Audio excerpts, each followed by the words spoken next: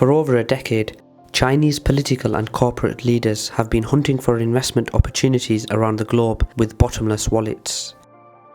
From Asia to Africa, the U.S. and Latin America, China has asserted itself as an emerging world power. The multi-billion-dollar Belt and Road Initiative, which some have called as the Chinese Marshall Plan, is designed to encourage economic connectivity and integration to the Eurasia strategic landscape by linking Europe and Asia by land. Europe is a key piece in China's grand ambitions, and China has been significantly expanding its economic footprint in Europe.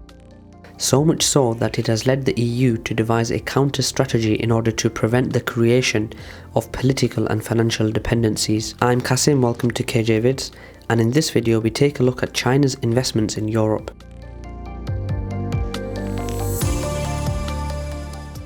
Since 2008, the landscape of Chinese foreign direct investments in the European Union has changed dramatically.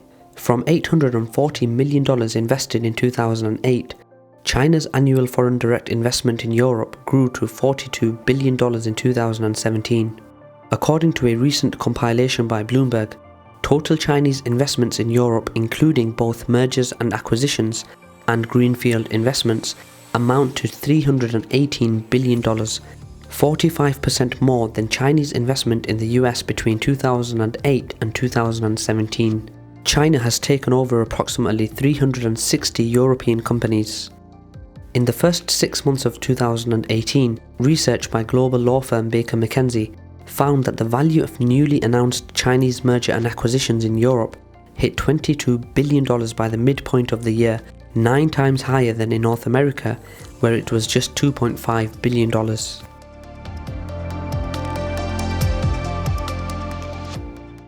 Chinese investments are geographically spread across Europe, although the largest European economies, the United Kingdom, Italy, Germany and France, attract the largest share of Chinese capital. Among China's iconic investments in Europe is the Hinkley Point nuclear plant in southern England, which is 1/3 funded by China. For over a decade now, the City of London has been a magnet for Chinese cash as Beijing tries to build its currency, the yen, into a world currency. By and large, Chinese money has been going into real estate and finance, with Chinese state banks well represented and active in the bond market and the international exchange market. Chinese citizens represent almost half of the investor visas the UK granted in 2017, outnumbering Russians, the next largest group of investor visa recipients, by 250%. Despite the largely uncertain future of the UK as a market once it exits the EU, China is betting on the British capital as an emerging hub of Chinese finance. In Germany, China's investment started with the purchase of family-run industrial companies such as machine tool maker Putzmeister in 2010 and continued with the Chinese company Midyear's acquisition of robotics company KUKA in 2016 for $5.2 billion.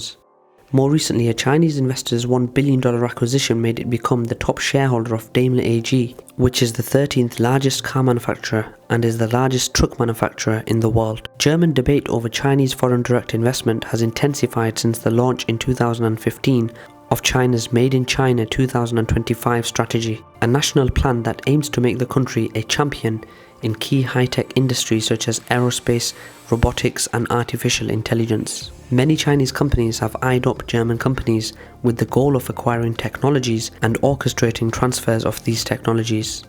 In Italy, China's Silk Road Fund helped China National Chemical Corporation, also known as ChemChina, buy tyre maker Pirelli in 2015 for $7.7 billion. ChemChina has also acquired a string of industrial and energy-related companies. In the EU's immediate neighbourhood, Switzerland has captured the lion's share of Chinese foreign direct investment with ChemChina's acquisition of Syngenta, one of the world's largest agribusiness conglomerates. The deal was finalised in 2018 for $46 billion, making it the world's single largest acquisition by a Chinese company. The islands of Cyprus and Malta, both full EU member states, are throwing open the gates to Chinese investors, especially in finance and real estate. Both have also become strong supporters of China. Then there are the cases of Greece and Portugal, two southern European countries that together account for a modest 2.5% of the EU's GDP in 2017. China has become a key investor in Greece, mainly through a central investment project. In 2016, a Chinese state-owned corporation, China Ocean Shipping Company, took over 67% of Athens' Piraeus harbour. China has signalled that it intends to use this port as the main platform for its maritime Silk Road, part of Beijing's Belt and Road Initiative. Most Chinese companies are now using Piraeus as their principal port of entry into southern Europe. Visiting China in 2016, Prime Minister Alexis Tsipras declared that Greece intends to serve as China's gateway into Europe. To the west, Portugal has become a key recipient of Chinese investment. Per capita, it is one of the largest in Europe. During the Euro's regional crisis in 2011, the Lisbon government was under pressure from the European Commission, the European Central Bank and the International Monetary Fund, the so-called Troika, to sell state assets. China stepped forward to offer foreign investment. As part of the bailout, China 3 Gorges bought 26% of EDP, and State Grid Corp of China bought a stake in Portugal's power distributor. Redes Energéticas, a privately owned Shanghai-based company, controls Portugal's largest insurer Fidelidade and a group of private hospitals. The list of Chinese investments seem endless, but does any of this translate into political influence? According to Thomas Wright, the director of the Center on the United States and Europe at Brookings Institute, the Chinese leadership seeking of political influence in the EU is driven by two interlocking motivations: ensuring regime stability at home and presenting its political concepts as a competitive way of political and economic governance to a growing number of third countries. Unlike the current Russian government, Beijing is interested in a stable but pliant and fragmented EU and the largest and integrated European single market that underpins it. Properly managed, the Chinese leadership has concluded parts of Europe can be a useful conduit to further its interests. Politically, it is seen as a potential counterweight to the US, one that is even more easily mobilized in the era of the Trump administration's America First approach. Beijing is also acutely aware that Europe has many assets like technology and intellectual property which China needs for its industrial upgrading, at least in those domains in which it has not yet established its own technological leadership. The EU is also useful as a legitimizer of Chinese global political and economic activities such as the Belt and Road Initiative. Beijing pursues three related goals. The first is aimed at building support among third countries like EU member states on specific issues and policy agendas, such as gaining market economy status from the EU or recognition of territorial claims in the South China Sea. A part of this short-term goal is to build social networks among European politicians, businesses, media, think tanks and universities, thereby creating layers of active support for Chinese interests. Recent Chinese attempts to discourage individual EU countries from taking measures that run against Chinese interests, such as supporting a coordinated EU response to China's territorial claims in the South China Sea, meeting with the Dalai Lama, or criticizing Beijing's human rights records, are cases in point. According to Thomas Wright, the second related goal is to weaken Western unity, both within Europe and across the Atlantic. Beijing realized early on that dividing the US and the EU would be crucial to isolating the US, countering Western influence more broadly and expanding its own global reach. China senses that a window of opportunity to pursue its goals has opened, with the Trump administration seen as withdrawing from the role as guardian of the liberal international order that the US has long played. This comes in addition to the challenges Western liberal democracies face from the rise of illiberal authoritarian political movements. The third goal is broader in term sense of making the world safe more China's autocratic model. This means creating a more positive global perception of China and presenting its political as well as economic system as a viable alternative to liberal democracies. In large part, this is motivated by China's continued fear of the appeal of so-called Western ideas like liberal and democratic values. From the vantage point of Beijing, European and Western soft power has always had a sharp, aggressive edge, threatening the Chinese regime. At the same time, this goal is based on the idea that as China rises in economic and military terms, it should command more respect in the court of global public opinion. Activities geared towards long-term shifts in global perceptions include improving China's global image through measures like media cooperation, making liberal democracy less popular globally by pointing out real or alleged inefficiencies in democratic decision-making processes, and supporting illiberal tendencies in European countries.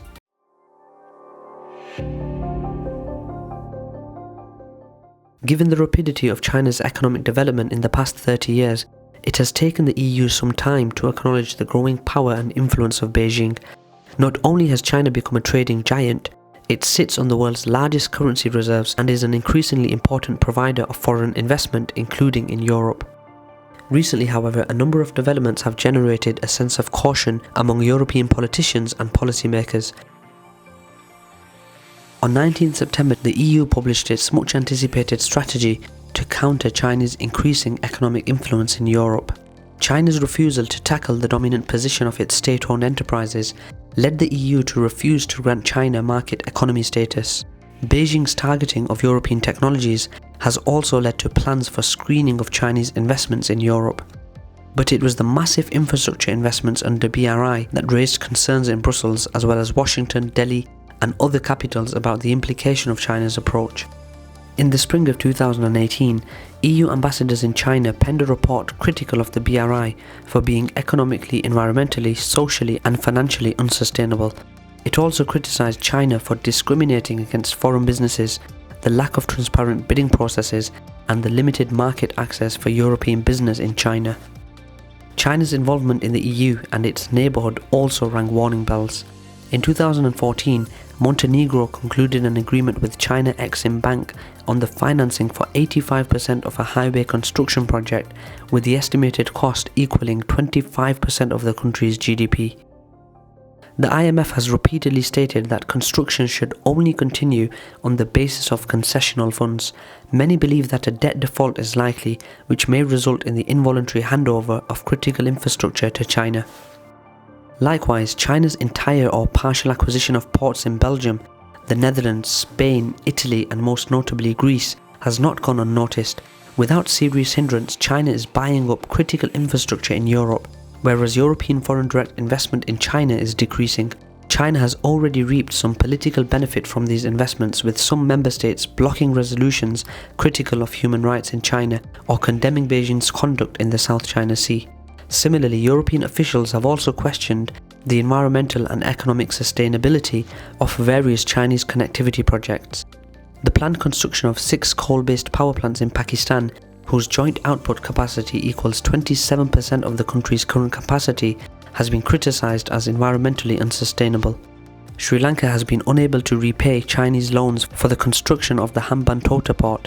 As a result, the port and surrounding acres of land, strategically located at the crossroads of the Indian Ocean, the Bay of Bengal and the Arabian Sea, will now be under Chinese control until the year 2114. Malaysia and Myanmar are also seeking to renegotiate loans taken out under the BRI. These examples have increased EU concerns as China has expanded its influence in Asia, Central Asia and Europe. But the EU is well aware that mere peer pressure would not drive China to reconsider its strategy. To secure its political and economic interests, the EU has put forward an ambitious and comprehensive response, which was to strengthen its own links with the host countries and to present them with a credible and sustainable alternative offer for connectivity financing. The new strategy will give Asian and European states a much clearer idea on the basis of which the EU wishes to engage with them and what they can expect. Although some financing is mentioned in the EU paper, we will have to wait and see how the ongoing negotiations for the next EU budget will be in allocating sufficient EU funds to connectivity financing in order to mobilise additional investment for private and multilateral investors.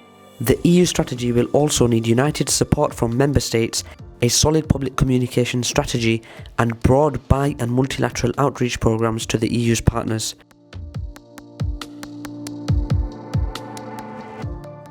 Geopolitical competition in Eurasia will undoubtedly increase, with China, Russia, the US and the EU all competing for influence. The connectivity strategy of the EU has set down a marker that the EU is part of the great game. Thanks for watching another KJ vid, and see you next time.